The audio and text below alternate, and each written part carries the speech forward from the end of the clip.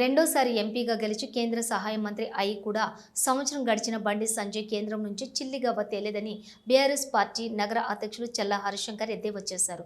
కరీంనగర్లో మంగళవారం ఏర్పాటు చేసిన మీడియా సమావేశంలో ఆయన మాట్లాడుతూ ఈజీఎస్ అమృత్ లాంటి ఆన్గోయింగ్ పథకాల పనులను చూపెట్టి సంబంధాల పేరిట అబద్ధాన్ని నిజమని నమ్మించే ప్రయత్నం బీజేపీ నేతలు చేస్తున్నారన్నారు.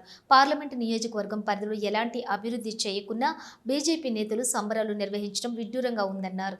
బండి సంజయ్ చిత్తశుద్ధి ఉంటే కేంద్రం నుంచి ఉమ్మడి కరీంనగర్ జిల్లాకు నవోదయ పాఠశాలలు, సైనిక్ స్కూల్స్ మంజూరు చేయించాలని డిమాండ్ చేశారు.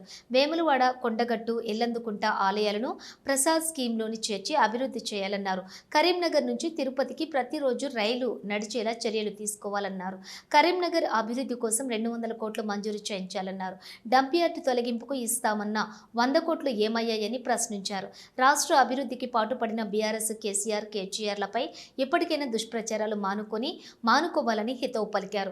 బీఆర్ఎస్ పార్టీ బహిరంగ చర్చకు సిద్ధం, మరి మీరు సిద్ధమా అని నిలదీశారు. ఈ సమావేశంలో బీఆర్ఎస్ నాయకులు కొత్తపల్లి మున్సిపల్ మాజీ చైర్మన్ రుద్రరాజు, కొత్తపల్లి మండలం మాజీ వైస్ ఎంపీపీ ముఖ్య తిరుపతి నాయక్, బీఆర్ఎస్ పార్టీ నగర ప్రధాన కార్యదర్శి గడ్డం ప్రశాంత్ రెడ్డి, కరీంనగర్ నియోజకవర్గం బీఆర్ఎస్ యూత్ ప్రధాన కార్యదర్శి గంగాధర చందు, బీఆర్ఎస్ నగర బొంకూరి మోహన్, బీఆర్ఎస్ పార్టీ నగర మైనార్టీ అధ్యక్షులు షౌకత్, బీఆర్ఎస్ పార్టీ డివిజన్ అధ్యక్షులు చేతి చంద్రశేఖర్, ఆర్ఏ రవిగౌడ్, జెల్లోజి శ్రీనివాస్, డివిజన్ల ఇన్ఛార్జీలు ఎడబోయిన శ్రీనివాసరెడ్డి, నారదసు వసంతరావు, బీఆర్ఎస్ పార్టీ యూత్ అధ్యక్షులు సతినేని శ్రీనివాస్, నాగుల కిరణ్ కుమార్ గౌడ్, నాయకులు మేచినేని పవన్ రావు, నబీ తదితరులు పాల్గొన్నారు. శాఖ మంత్రిని తీసుకొచ్చి అభివృద్ధి ప్రారంభోత్సవాలు చేసిర్రు, అది మీ ఖాతాలో వేసుకుంటాను. కానీ ప్రజలు నమ్మలే.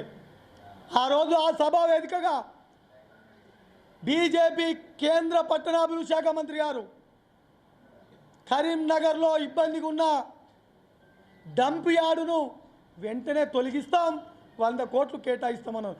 ఇయ్యాలకి చిల్లి గవ్వియ్యలే. అది తీసుకొస్తే మీరు తీసుకొచ్చినట్టు ఒక్క రూపాయి అంటే ఒక్క రూపాయి. పోయిన పార్లమెంటు సభ్యునిగా 5 ఏళ్ళు, ఇప్పుడు కేంద్ర మంత్రిగా రెండోసారి పార్లమెంటు సభ్యులుగా ఎన్నుకున్న తర్వాత కేంద్ర సహాయ మంత్రిగా ఒక్క రూపాయి అంటే ఒక్క రూపాయి తీసుకురాలే. ఇవి దేశంలో ఆన్గోయింగ్ స్కీమ్ అంతా నేనే చేస్తున్నాను. మీరు జబ్బలు కొట్టుకున్నాడు, దానికి తగ్గట్టు మీ బీజేపీ నాయకులు టీవీల ముంగట, పేపర్ల ముంగట, సోషల్ మీడియాలో వైరల్ చేసుడు, అది ప్రజలంతా గమనిస్తున్నారు. కరీంనగర్ పార్లమెంటు పరిధిలో ఉన్న ప్రజలు, కరీంనగర్ నగరానికి సంబంధించిన ప్రజలు గమనిస్తున్నారు. ఇక నమ్మరిగా అబద్ధం ఒక్కసారో 2 సార్లో 3 సార్లు నమ్మేయగలుగుతారు, కానీ అబద్ధం తొందరనే బయటపడుతుంది. నిజం ఎప్పుడు నిలకడగుంటుంది.